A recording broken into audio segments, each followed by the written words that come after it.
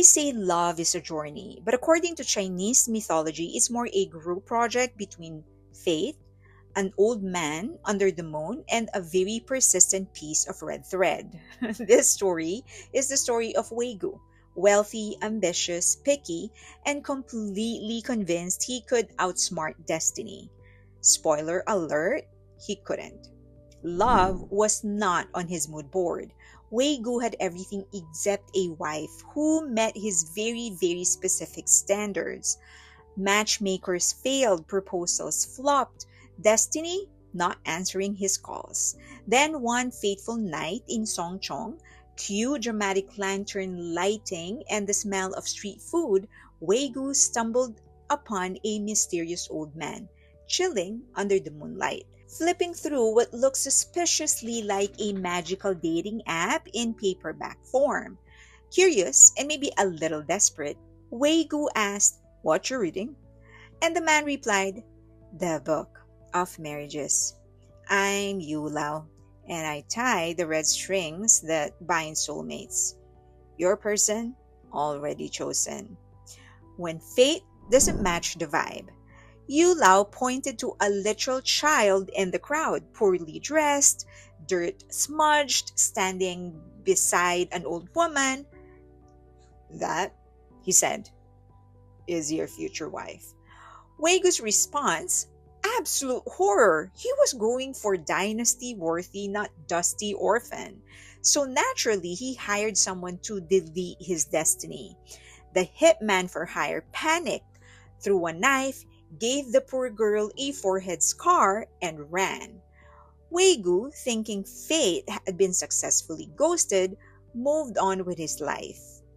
But destiny said, "Yeah, you thought." Fast forward 14 years. Wei-gu, now a big deal in high society, finally marries the woman of his dreams. Refined beauty, 10-10, would swipe right. On their wedding night, he notices she wears an ornament on her forehead and he asks, "Why are you wearing an ornament on your forehead?" And she explains, "I was injured when I was a child in a market. A knife left a scar." Weigu's soul left his body. He lifts the ornament. The scar is there and it's her. The girl he tried to erase from his fate had looped back into his life like a rom-com boomerang. Turns out that red thread, stretchy, tangled, absolutely unbothered by sabotage. Lesson learned. Never bet against the moon grandpa. Wei-gu confessed everything. Knife scar, failed plot to outwit destiny. And like the queen she clearly was, she forgave him. Together, they embraced a love story not even he could rewrite. The red string of fate, love's sneakiest wingman. The red string of fate is legendary flex in Chinese mythology. It says that no matter the time, the distance, or poor life decisions, if you're meant to be, you will be. The thread might stretch, it might tangle, but it never breaks.